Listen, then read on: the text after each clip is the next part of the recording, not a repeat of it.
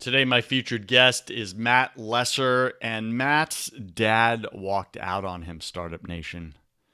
I know there are many listeners in my audience who have dads that walked out on you, on your mom, on your siblings, and just like Matt, that all he left behind was a mountain of debt. But in Matt's situation, his dad also left a business that helped save them from the brink of bankruptcy. And somehow, Matt trusted his heavenly father, trusted that his heavenly father was staying put, even though his earthly dad had abandoned the ship. Through unwavering trust in God, Matt has navigated his father walking out. He's navigated growing and selling the family business at a large profit. He's navigated crippling depression, an autoimmune disorder, and the new world of solopreneurship. So he's going to speak about his new business that he's up to right now and the challenges and setbacks in that, and also the victories and triumphs. But Matt wants us to know that at every step, God is at the center of his life. And hopefully that's the case for you, Startup Nation, that, as believers, you put God at the center of your life. If you're a non-Christian, that's all right. That's just where you're at in your spiritual journey. I was there, right? There's no frowning face on you or anything. But make sure that your faith is the center of your life, whatever that looks like, okay? Just make sure you're not the center of your life. Mm. That never works. When you're sitting on the throne that belongs to God in your own life, eventually it crumbles and you're left with you. And normally everyone leaves you. So, wow, that got real quick, Matt. All right, Matt. Oh, So, welcome to your first 100K Top 100 podcast in entrepreneurship. As you could see, we talk about more than just business here. We talk about our faith because, listen, you go to the office, you spend all that time working and crushing it for who? Well, for your wife and your kids, most likely, for your spouse and, for yourself, your own dreams and your goals. And so many times we neglect, our spouse, our kids, and ourselves mhm. at the Yeah. cost of the dollar and paying the bills. And we really need to get that right. So, Matt, welcome to your first 100K. Take a minute, fill in some of the gaps of the intro, and tell us what you're up to right now. We'll get into the whole story, but just kind of Okay. give us a brief overview, would you? Yeah, great. Thank you, Joseph. I've been looking forward to our conversation today and grateful to be here. So today's journey began, it actually began about 5 years ago. But a little over 2 years ago, I decided to go on my own. And so I had been on my own before. Well, not on my own. I had a family business before. Then I spent several years in working in big corporate and then came back to my own. And just the way that God orchestrated all of that, I'm happy to get into whatever detail you'd like to get into with that. But in July of 2021, I went off and I started Uniquely Normal.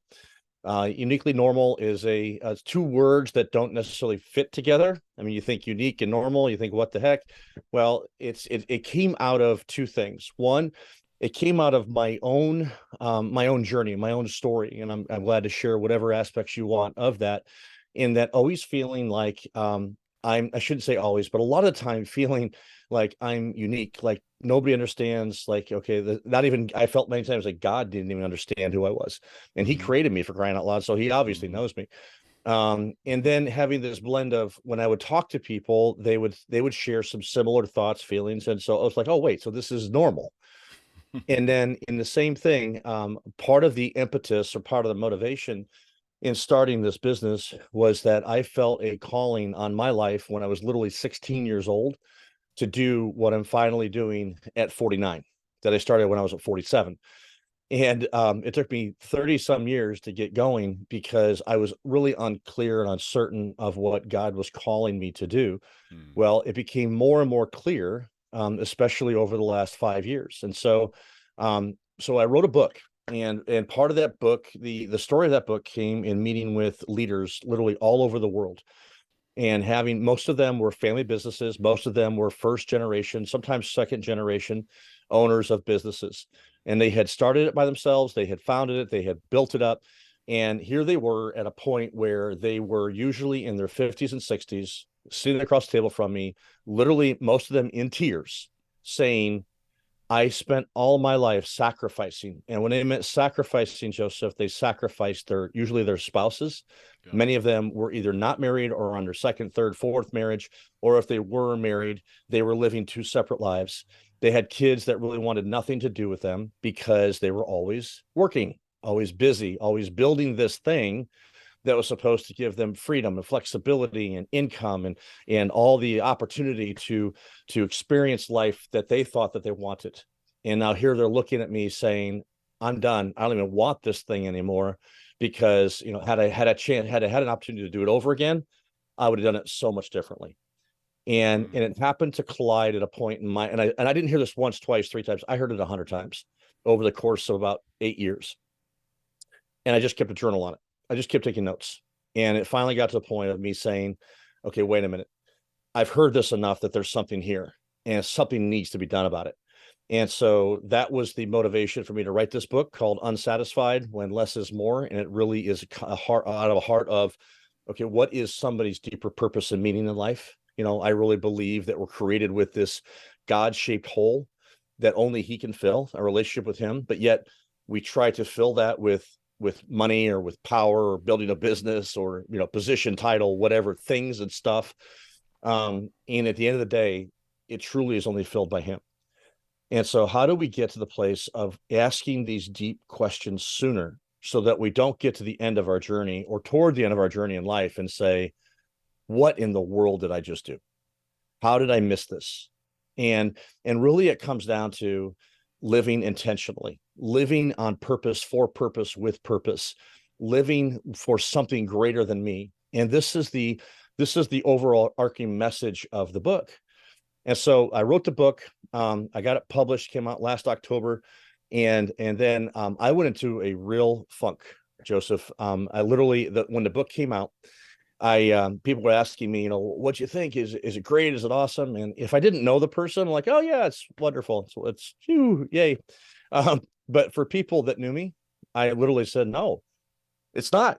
And, you know, I went through about a 3 or 4 month period, literally just came out of it a couple months ago, of saying, you know, I don't, you know, this isn't what I want to do. You know, this isn't working. It's just not, it's not working. And I can't even tell you all the reasons why. And, Now, what you know, specifically wasn't working? I don't know. I felt literally the book came out and I had spent so much time and energy, even though my business is focused on writing, speaking, coaching, and consulting. In my mind, I was focused mostly on the writing part because I wanted to get this book out. Yeah. And so when the book was released, literally that day, I'm like, oh crap, now what? Now what do I do?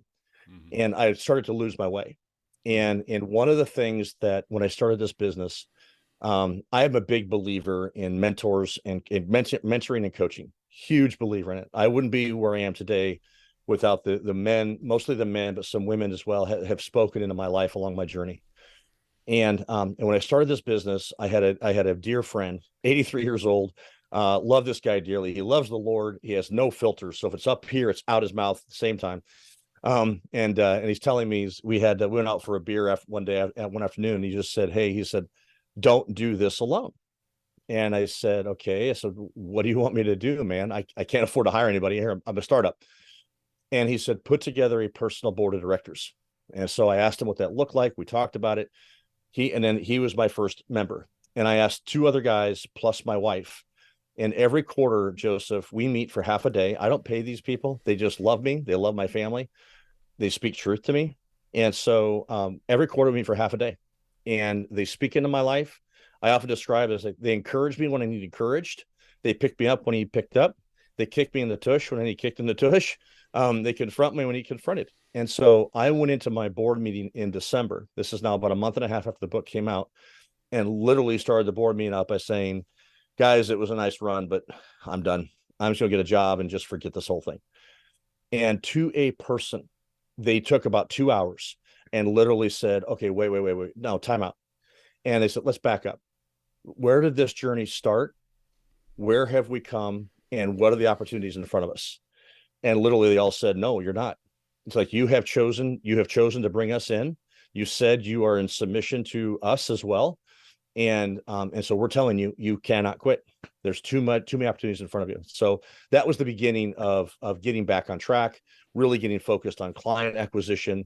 And I started writing my second book, which comes out later this year. So long answer to your official question, but that gives you an overview of what I've been working on anyway. Startup Nation, you know, I just want to thank Matt for his heart there and sharing transparently the challenges that you and I have gone through. Maybe some of us are still going through, of starting a business, of writing a book. And when we get to the end of that thing, whatever that project is that we think is going to change everything for us, we realize it didn't. And then we're left with the question, now what? We put our whole identity in the project sometimes, or in the business, and it didn't fulfill. So immediately our brain goes into a panic mode of like, oh crap, this didn't work. This wasn't it. This didn't fill the God-sized hole. What do I do? I got to retreat. I got to recoil. I got to curl up and contract rather than expand and grow. I got to do all the opposite. I got to go small, into the darkness, into the shadows. This is the normal human response. And it's not uniquely normal, or maybe it is. Right? The point is this: we all struggle with these types of experiences. And I'm fortunate that for whatever reason, God gave me this gifting and ability where I just ask a basic question like, hey, fill in the gaps in the story. And people, my guests, just want to open up and share stuff that they've told me many times. I've had hundreds of guests say, I have never shared that publicly before. And I just shared it to your worldwide audience. But yet there's freedom in that share. Because they brought the darkness into the light, and now it lost power over them. Bible speaks about this stuff. Amen. Amen to that. So, Matt, thank you for that, bro. Seriously, because not only is there freedom for you in sharing that, and any part of that that maybe you haven't shared publicly, but when you share it, it sets someone else free if they're ready to receive that freedom. Because it gives them permission to share their own dark skeletons in the closet, so to speak, right? With the people that love them. I really like this board of directors that you got, man. These are good people. They're like, hold on, you're not paying us. We're giving you our time and we've been doing it, and now you want to quit? Sorry, we're your boss and you're still going to work. We've worked for free, now you're going to work for free. And you're not going to give up on yourself, and you're not giving up on us. You put us in charge, so we're giving you orders. We're giving you marching orders. And you need to pick yourself up by your britches, get back in the game. There's opportunities in front. There's a bigger mission here. And it's not about you, bro. Yep. Like, that's love, by the way, people. That's what love looks like. It's telling you the truth. And the truth is a sword. It cuts. It's not what you want to hear. Right? The truth is not about being nice. F nice. Amen. Like, there's so many nice guys out there. There's so many nice girls out there. That's the problem with society right now, isn't it? Everyone's trying to be nice to each other. Oh, I can't offend them. I got to be nice. The truth will offend your bad behaviors. It doesn't offend you. It offends your bad behaviors. Amen. If you're doing evil in the world, truth will offend it. Light will always offend the darkness. Or the darkness will always find offense with light. You get that? Absolutely. Speak truth, Startup Nation. Be salt and light in the world. If people choose to get offended, it's because they're behaving poorly. It's not because of anything you did. I was at the barbershop the other day, and I said something like "Have a blessed day" or whatever, and the guy goes, I forgot what he said, but he was like, he realized I was Christian, Matt, and he was like, "Oh, sorry, I didn't want to, say anything earlier because I didn't want to offend you." And I was like, "Bro, we're men. We stand for something. Mhm. Always stand for something." He's like, "Yeah, but I mean, so much in the world, everyone gets offended." I was like, "They're choosing to get offended by you sharing your beliefs. Mm. You're just sharing your beliefs. You're not telling them what to believe." I'm like, stand for something, bro. This is the problem with society. No one's standing for truth anymore. And Yep. evil is spreading. Darkness is spreading. Be the one person everywhere, every room you walk into. Be the light. Be that one little candle. And darkness will Amen. fear you. Darkness will fear you.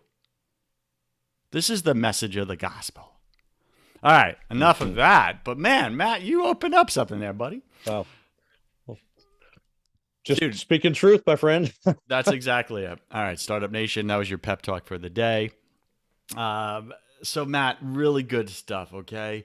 And I think the message here is don't do it alone.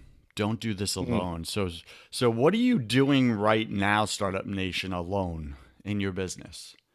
What are you doing right now alone in your family? What are you doing right now alone when there are other people God put in your life who love you and want to help?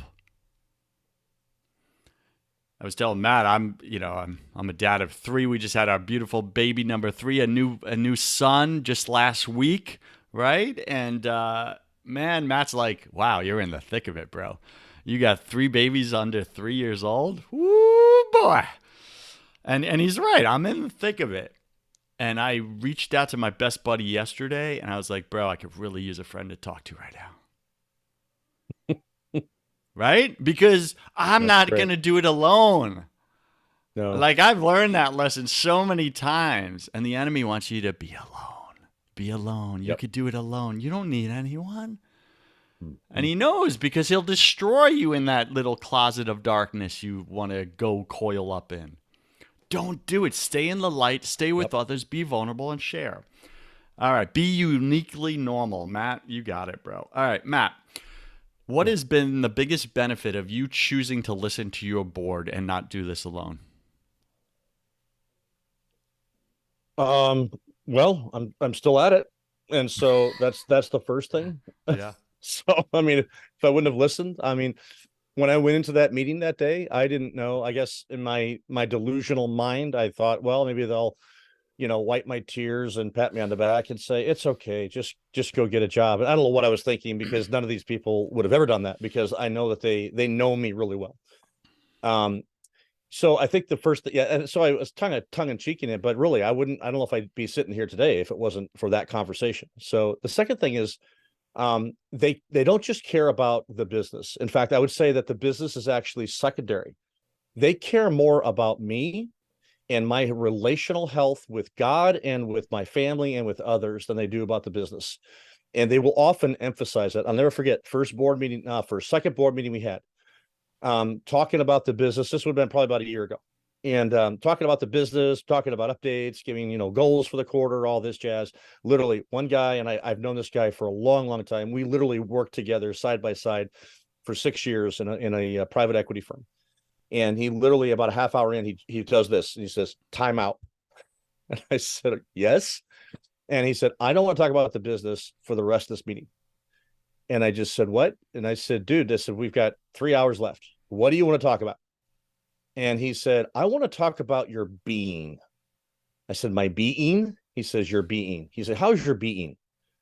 And I just said, "What do you mean, man?" And so he looked at my wife. My wife's in the meeting, and he just said, her name is Tiff. And he said, "Tiffany, how's his being?" And she just kind of shook her head and she had tears come to her eyes. And so he said, "Yeah." He says, "Exactly." And so he told me to read two books, which I did. And after the second book, I dove into this. It was a book by Ruth Haley Barton called Sacred Rhythms. And so I went in, and I started this 27-month commitment where every quarter you go away and you literally for 3 days and you're completely unplugged. and that time is for you and God. Literally, it is to create time and space for you and God. And Joseph, I cannot tell you, on my first retreat, it was extremely uncomfortable Hmm. because I had so much time just with God. I mean, I'm with 100 other people there, but they have it's very specific and it's very structured, and you have a lot of alone and silent time. And for the first day and a half, literally my mind was going all over the place, and I had to get over this hurdle of, okay, what kind of a cult did I just get into? And finally, when I got past that, literally, then by the end of the retreat, I'm like, oh my gosh, I can't wait to the next one, because here's what happened: is that I began to realize that the condition of my soul was dry. It was dried up because I was spent so much time living for me, so much time living for what I wanted, what I thought I wanted would bring me happiness, would bring me joy, but was making me miserable. And because I didn't realize that I was not taking care of my core, and I was living for when I left corporate. At this point, I was 40, 45, 45 years old, 46, sorry, 46 years old, and I had spent basically 26 years either in family business or working for other people. When I walked out that door, I did not realize it then, but I had no clue who I was. I had my a complete identity was wrapped up in what I did. That retreat began a process where today, and I don't have this all figured out. I'm still in the midst of the journey, but what I'm learning is this: is that my identity is not what I do. My identity is in who He is, and it's about me knowing Him, Him knowing me. That is my Jesus, my Savior. And the more that I get that figured out, and I learn to become, and belong in Him, then I can do. But so many times I have gotten that backwards most of my life. I would do and try to figure out who I am because of my doing, and becoming better at what I'm doing, and figuring out that, okay, well, this is where I belong. I belong because this is what I do really, really well. And I can do really, really well. But when you walk away from that, then you're left with, okay, crap, who am I? Because I'm not doing that thing anymore.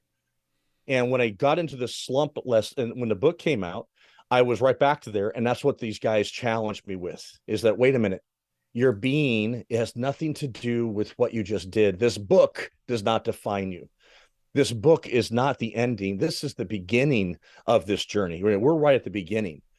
And it's just helping to be recentered. And so these are just a couple of the examples, Joseph, and I give you a bunch more too, but I'll just leave those two, of having this group of people around me and challenging me and caring about me deeper than just the business.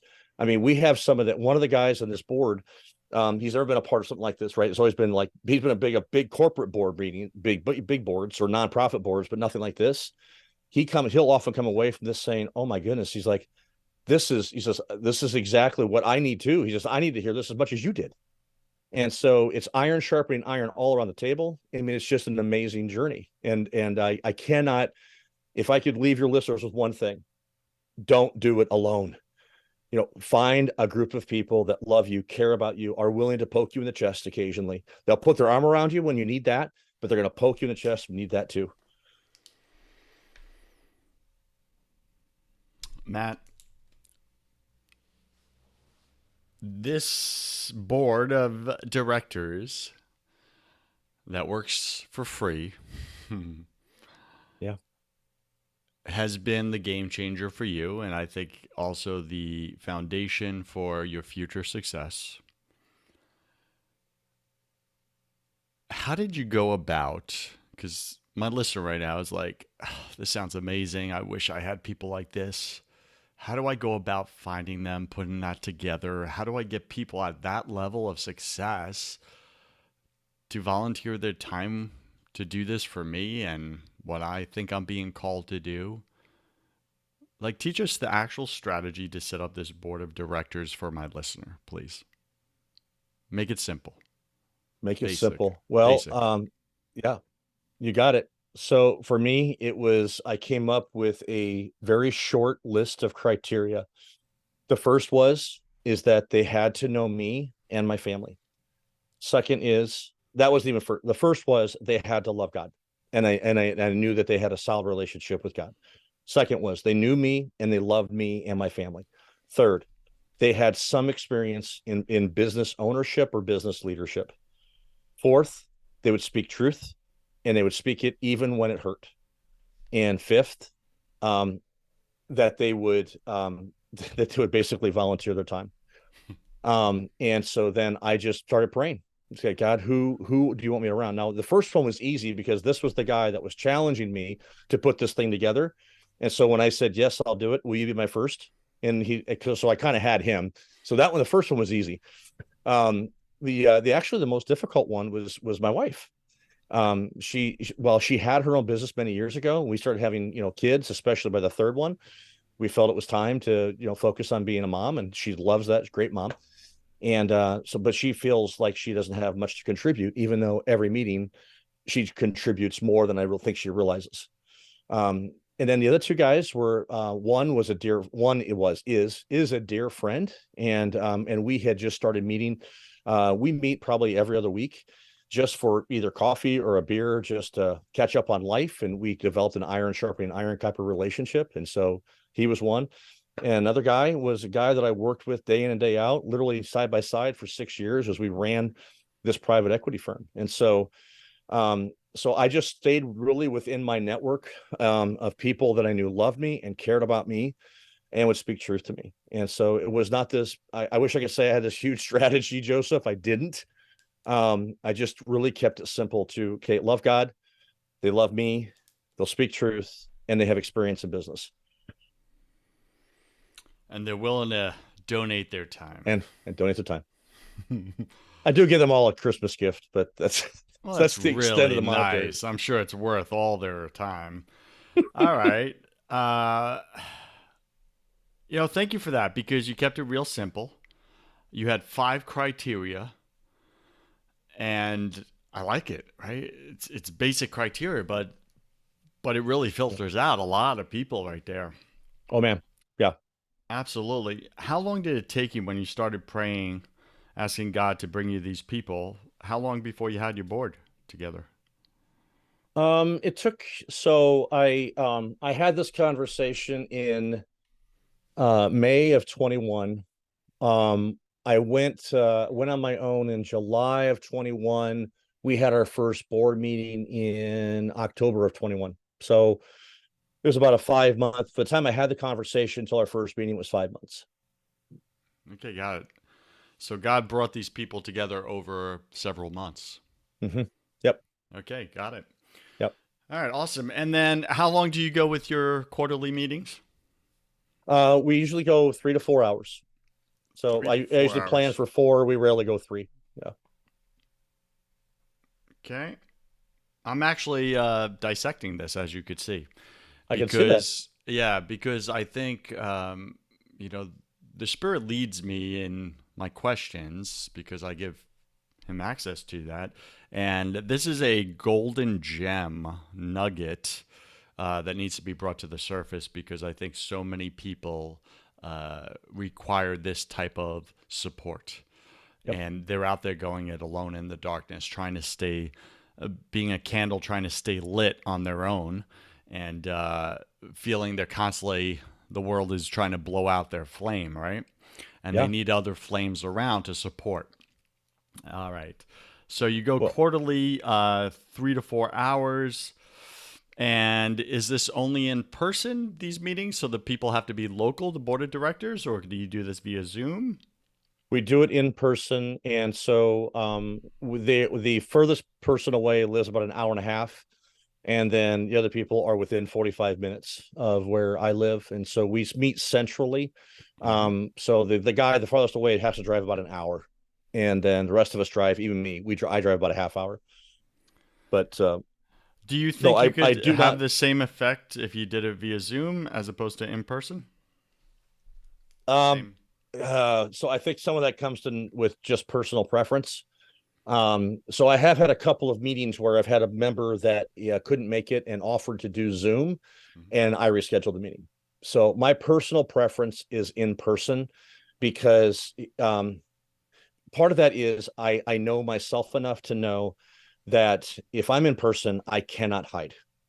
And if I'm in person, I cannot get away from your questions. If I'm on Zoom, I can do a much better job of not having a response. I mean, because you can't necessarily tell if I'm fidgeting. You can't tell right now if I'm fidgeting my hands or what I'm doing. And I am. I'm literally doing this on purpose. But and so I prefer in person because I think there's a much higher quality of body language reading.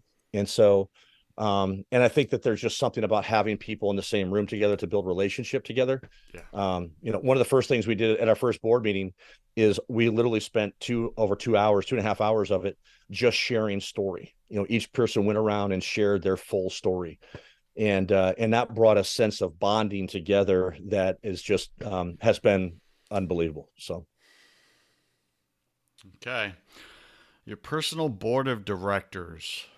We're gonna come up with a better name. I know it. I think this is powerful. Okay. That's why I'm spending time on this Startup Nation. I'm also craving this in my own life, right? With my business. Back in the day, Napoleon Hill, right? The guy who wrote, was it which they wrote? The 17 Laws of Success, right? And some other mm, famous, books. He speaks about, creating a mastermind and starting it out with someone in your immediate family. So typically your spouse would be a great choice if they support you because you're in there together. And then mhm.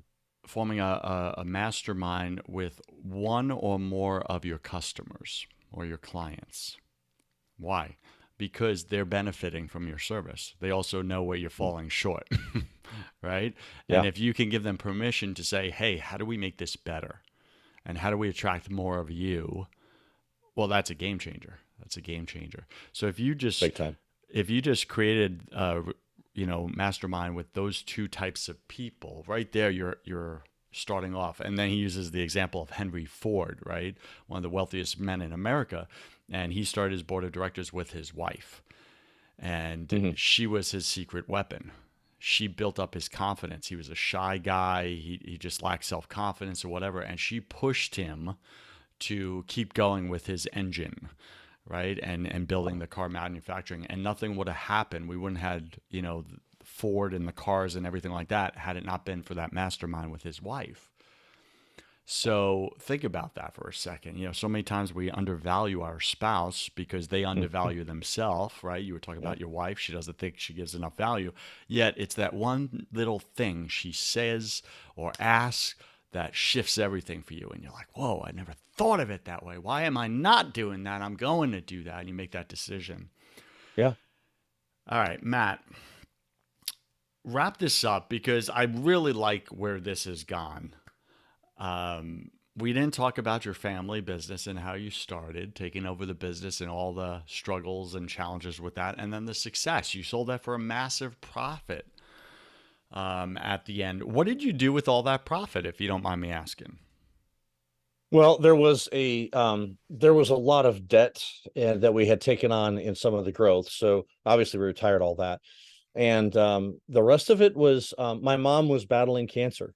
Mm, And as you can imagine, cancer is not cheap. And so obviously some of it went to keep her going. She was diagnosed with stage 4 colorectal cancer in 2001. She was given 6 months to live, and she lived 11 and a half years. So she fought it out, and she had quite the story. I mean, God was her rock. God was at her center of her life. So there was that, and then some of it was invested, and so then some of it was given away.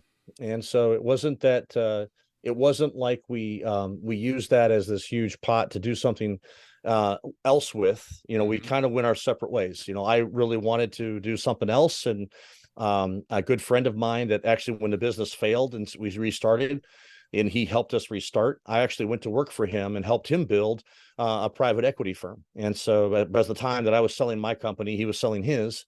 And so I joined him for 12 years, and so just loved it. That's where I got a chance to travel the world. So Mm-hmm. so that's where that all went, as far as that goes. So Yeah, thank you for sharing that because I think a lot of people they could be listening and be like, "Well, he had all this money and fortune. That's how he started this new business." And that's no, not the case at all. And no, you're grinding from the bottom up, right? I Right am. now, you're in it. You're in your second year. You said you're tracking for over 100,000 this year, right? You're going to cross Hmm. that line, which is awesome. And that's like the beginning. That's the beginning of the Yeah. journey. That's where you're like validated, like, okay, we got some clients, we have a business now, people are paying for it. All right, how do we grow this thing now? How do we Yeah. expand this thing? What has been uh, your number one marketing strategy to cross six figures in this business by year two this year? So I'd say it's the oh man. So two things. One is more tactical, and that is when the book came out, it really became a business card, and it's opened up a lot of doors for conversations, much like I'm having with you. And so that led to then curiosity. And then the second thing is that having the opportunity then to talk one-on-one. A lot of my business is coming through referrals, which this business is largely referral based. Talk to many people that do the same thing. And it's really having the conversation with, okay, what are your points of pain, and what are your desires? And and oftentimes the points of pain, almost always the points of pain, have something to do with people development, leadership development, and how do I recruit better? How do I keep my really good employees, and how do I get people to engage?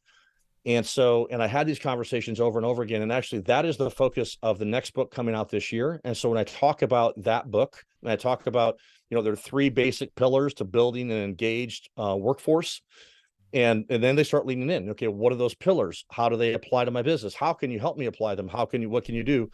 And so it's really a lot of the thinking and the writing and the teaching that is now materializing into, okay, and this is how you can practically apply it. I believe everything has to be practically applied, Joseph. It has to move from concept to construct. If it's just conceptual, you're not going to get much clientele work out of that. You have to show, okay, here's the concept. Here's what I can help you with this concept to implement it in your business. And here's what you can expect as a result. That's powerful. A lot of people stay in the theory part, right? The concept part. Like you and I were sharing offline that, we both have opportunities to teach, entrepreneurship, business in the colleges. And we have the textbooks in front of us and we're like, wait a second, this is a lot of theory, man, but this doesn't actually apply in the real world. I got to teach these students application. And then you teach them what's real, what worked, your story, and they're like, what? Oh my Yeah. gosh, like that's so different than what we've learned here. So it's all about the application. Mm-hmm. So you're saying it's the same thing with, building your successful coaching business or consulting business. You have to remove in the prospective client's mind. Uh, well, you have to take it past just concept. Hey, You do. here's the concept of, that addresses your top three pain points. Here's the three concepts that will address that. And you have to move it into, okay, here's how you practically apply that into those pain points. And here are the Yep. three results you can expect to get. And here's the timeline as well. You can expect to get Absolutely. those. Okay. Yep. How have you done with that? Like, has that been easy to do? Is that something you brought to your board, or is that something you just sat down and grinded out in your own head? How has that actually been brought to light? So Concept to it's application to result. okay. So a lot of this started actually when I had my family business. It's a oh, pardon me. I've often joked, but I actually mean it, that I went to business school to get my degree, but went into business to get my education. And so as no what I did not learn in business school is I did not learn how to take a business through a business failure. Okay, they don't teach you that. And that was my first experience right out of the chute. Second, they don't teach you how to grow a business from 3 people to 180, and the different leadership styles and methodologies that are required in order to lead. You can't lead the same with 3 people that you do with 180. You just can't. I mean, I had to learn a lot of this stuff in the trenches. I read voraciously. I was reading 50 to 100 books a year. I was getting anybody that was experienced in business to mentor me. Like, I'll buy you lunch, I'll buy you dinner, I'll buy you whatever. Let me spend an hour with you. And I just kept learning from these people, and a lot of it was trial and error, a lot of error. but it was in the trenches, practicing and trying different methodologies of trying to build a team. I had a real desire to integrate faith into everything that I did. And how do I do that? I wanted to build a team of shared leadership. I didn't want to be just the person calling all the shots. And so that requires different training. It requires different empowerment techniques, and so doing that. And then when I went into private equity, then I literally spent most of my time working with leaders, leadership teams, and training them and helping them become healthy, helping them become higher performing, helping them become engaged. And so it was taking a lot of these concepts and constructs that yes, I learned from books, I learned from mentors, and I learned in trenches, and just saying, okay, that worked really well. That didn't work at all. And so taking the stuff that works really well and then packaging it up in a way that it's got to be simple to understand. It has to be relevant. It has to be practical, and it has to be implementable. Those are the four criteria I have with everything that I teach, everything I train, everything I coach. If it's not those four things, I throw it out. I don't even use it, because there are some wonderful business models, wonderful teaching models and leadership that I think are fabulous, but they're so stinking complex that I don't know how to make it low hanging fruit. And so for now, I don't use those. So simple, relevant, practical, implementable. If it's not those things, I don't use it. And it has to show results. It has to show the result that you intended. So sorry. So I guess there was a fifth. All right. Did you write down those 5 things, Startup Nation? Go ahead and write it now. Number 1, simple. It's got to be simple. Is your product, is your program simple for your clients to understand? Is it relevant to what they're going through right now? Is it practical to their everyday business and lives, right? Is it implementable, right? Can they actually implement this into their problems right now? And does it produce the results that they're looking for? All right, that's it. There's your 5. We're getting Got it. so much value today, Startup Nation, from Matt here. He's just showing up, isn't he? I think he is. Matt, thanks, bro. Really appreciate you, man. Thank you, All bro. right, let's get to one of my favorite parts of the show. Welcome to the hustle round. I'm going to ask you 10 quick fire questions. You'll have about 3 seconds to answer each. Don't overthink it. It's just for fun. Are you ready, sir? Let's do this. Let's do this, he says. All right. What is your favorite thing about, well, going through the struggles of starting and growing and scaling a business? Learning. Learning. All right. You like learning, man. There you go. There's a lot of learning to be had for Oh sure. my. Yeah. What is your least favorite thing? Um, Sleeplessness. What are you talking about? Oh my No. gosh. I believe we're all struggling with something at any given moment of our life. It's just part of the human condition. What are you Yep. currently challenged with right now, Matt, either personally or professionally? Um, Living by faith. I've taught faith and talked about faith for years, and I really feel like God's saying, "Okay, bud, time to live it." So just living by faith. Mm, yeah, bro. Again, application, Yep, absolutely. right? Taking the theories from biblical teaching, the constructs, and like applying them. Well, shoot, that takes some work, man. That looks Oh my. different. Oh Yeah. my, exactly. What are you most afraid of? Um,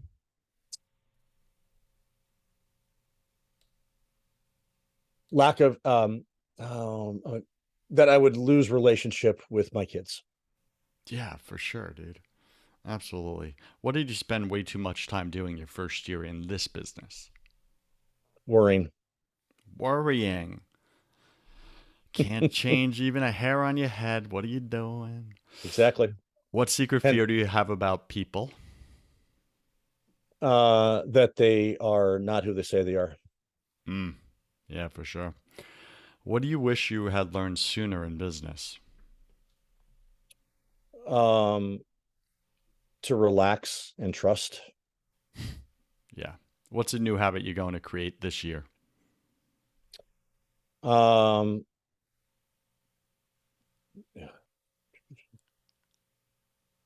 a better, I'm a better exercise routine. Yeah. What's a bad habit you're going to break? Physical. Worrying and anxiety. Which leads to the physical activity, right? Exactly. Yeah. Yeah. Pick 3 words to describe who you are now. Um, I am, um, 3 words. I am a, believer. I am, a learner, and I am unfinished. Hmm. Pick 3 words to describe who you were your first year in this business. Um, I was a worrier. I was, independent. I was, uh, lost. Got it. And last question, if you could come back to life after you died, look your wife and kids in the eye and give them only one piece of advice about true success in business and in life, what would you say to them? Pursue your dreams and pursue them all in. All right. There you have it, Startup Nation. Matt, this is the opportunity for you to give Startup Nation, my audience, a homework assignment for this week. What is one action they must take if they want to not only grow their business, but pursue their dreams, right? And not end up as those successful guys that follow that same path of ending their lives rich, divorced, and lonely. What's it one action they must I take this week? The word that I default to, Joseph, is intentional. Be intentional. Yeah. I love the exercise where you look at the end of your life and look back and say, is the way I'm living now going to lead to the kind of end of life story I want? If it isn't, take one step today, be intentional today, taking one step toward that desired end. Okay, there you have it, Startup Nation. Do you accept the challenge Matt has laid down for you in your life? Or do you just go back to mediocrity existing? Right? We all have this decision to make every single day. Startup Nation, if you enjoyed this show, would you go to Apple Podcast or Stitcher.com or First100K.com and write a honest review for Matt Lesser, my guest today? He really showed up. He gave us so much value in different areas, right? Hopefully, you're going to take just one action, one piece of this show, this episode, and apply it into your life. For me, it's going to be the board of directors. I'm craving that. I want more of that, right? So, what is it for you, Startup Nation? What are you going to apply? Not just think about. What are you going to act upon? What is that? Okay. And then make a real commitment, make a effing decision. That's the difference between your dreams and the results you've been getting, is making the effing decision that you're avoiding. That's right in front of you. Just decide and act and see what happens. Yeah. It's no worse than what you're currently getting. Just choose it, right? If we like what you write in your review, we'll give you a live shout out on the show. Let's give a shout out to Sweet Path Girl, handle Sweet Path Girl. Thank you for your 5-star review for your first 100K podcast. She wrote, hands down, the best podcast I've listened to. Nice. She writes, Joseph packs so much value in his interviews and has incredible guests like Matt that share not only from their heart, but amazing action-packed content. That's exactly what we just experienced today. Whether you are a Christian or not, it's worth your time, and your life and business will thank you. Thank you, Sweet Path Girl, for your 5-star review. I couldn't agree with you more. Go ahead and write your review. Matt, when, right? Where does Startup Nation go to find out more about you, get involved in what you're up to? Maybe there's potential clients or referrals here for you. What do you got for them? Where do they go, man? So first, my website is www.uniquelynormal. So 2 words altogether, uniquelynormal.com. Email is Matt, M-A-T-T, at uniquelynormal.com.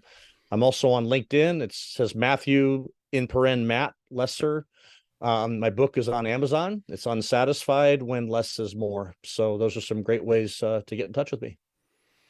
Matt Lesser, thank you for being on your first 100K. I wish you God's love, peace, and joy in your life, sir. Thank you, sir. It's great being with you today. Cheers.